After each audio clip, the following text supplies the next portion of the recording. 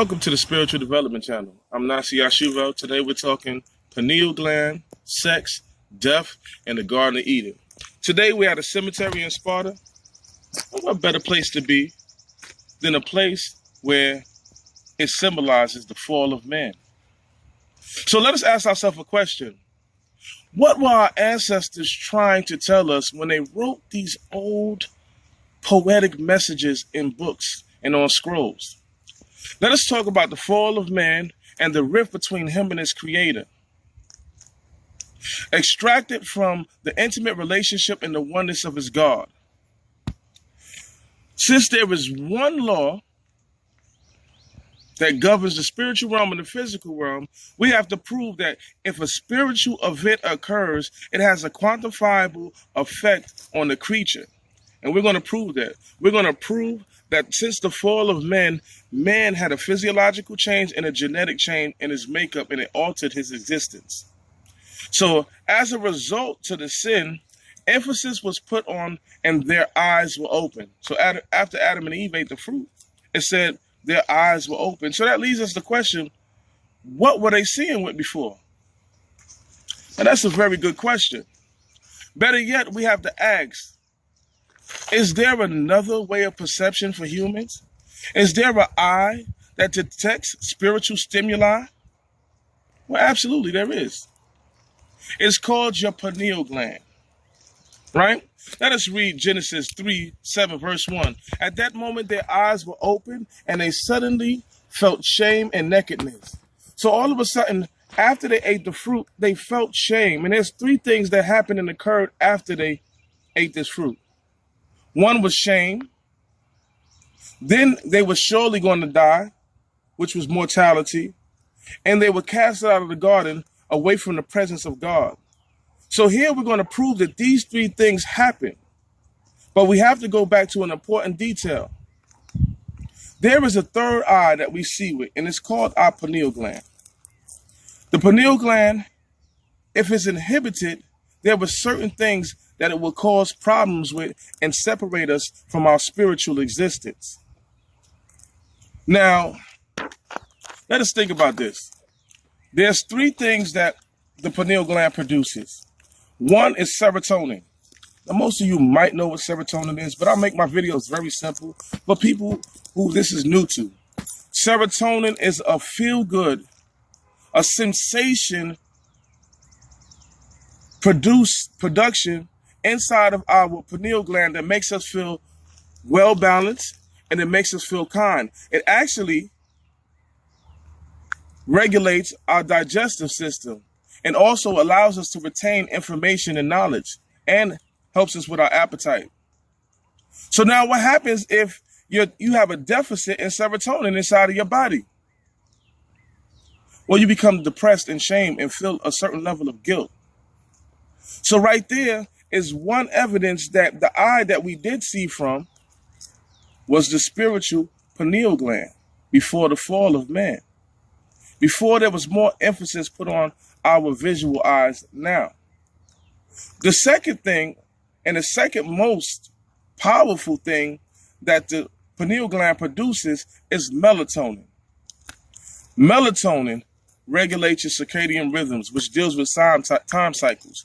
When you use the bathroom, when you go to bed, when your body temperature needs to go up and down, when sunlight is and when sunlight's out. And melatonin is actually the most powerful antioxidant in nature.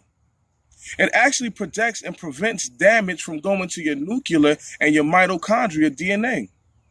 And damage to your mitochondria DNA is the reason why humans die. So with that being said, all of a sudden, death comes into our existence, right?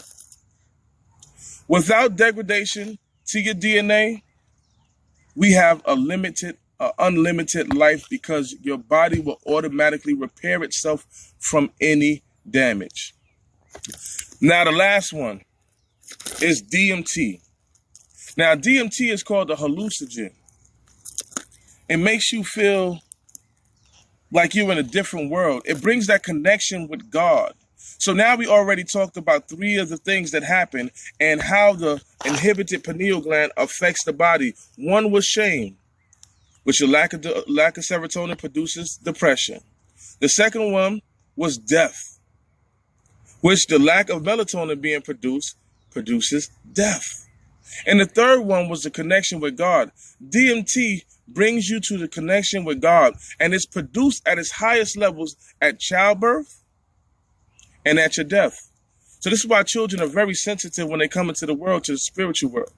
And then when you die, this is why everybody who dies, they come back and said, I seen the light, I seen God, I seen dead people. Whatever they seen something, and they seen the oneness of the universe, and the connection with God started to happen with them. Now, man is beginning to die. And the pineal gland works at its highest, again, at birth and at death. And the pineal gland drastically declines at the age of 13. What happens at the age of 13? Well, if you don't know, most of us go through puberty around this time. And the reason why is because our pineal gland is not producing the substance like it once did, and the body is panicking, knowing that it's about to die, and increases hormones and allows men to reproduce through sexuality. So going through this puberty stage allows us to be hypersexual in order to tell men, hey, you're dying. In order to exist, you have to continue to reproduce. Now, these are some beautiful messages our forefathers are giving us. But another question before we leave out of here is, why would the book use the serpent? Well, whoever wrote Genesis was very intelligent and had an intuitive knowledge about the existence of the universe. Because just as man lost full function of his pineal gland, so did the serpent. The serpent, in his beginning of his existence, used to have a parietal lobe, which is a protruding pineal gland at the top of his head. Now, we notice that in lizards, the parietal eye is used to connect with the sun and used as a sun compass. So very easily, the Bible alludes to this being lost inside of the humans, because the first thing that was given or placed inside of the garden so humans would never find their way was a rotating flaming sword. And that symbolizes the sun. When humans' pineal glands stopped working as effectively, they lost the ability to guide themselves using the sun as a compass, and they were lost from paradise. This is a bunch of science wrapped up inside of the spiritual world, inside of the books that you read every day, and sometimes you don't even look at it like this. But I'm glad you took the time today to sit and listen to another video. I hope you learned something on the Spiritual Development channel. But one thing we're going to learn today is that every time we go against God's will, human bodies go into a state of shock and sickness and recalibrates itself to something that's more deficient. Let us return to the oneness of our God. Thank you.